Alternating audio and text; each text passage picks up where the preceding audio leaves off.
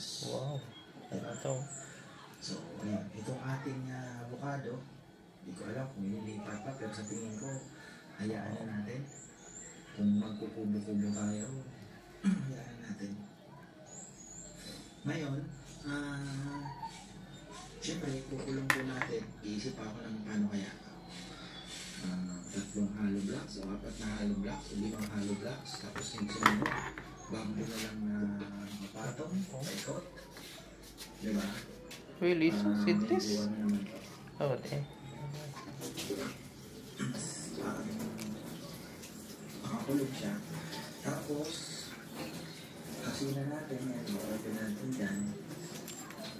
I think pwede na. Uubra na siguro. Tapos may drill station ka dito sa kabilang side. Diba? So, meron tayo pang malakihan. Magtatanim na itong hybrid Korean radish na to. Ito po ay mas maikli pero mas mataba. Sana naman ay ganitong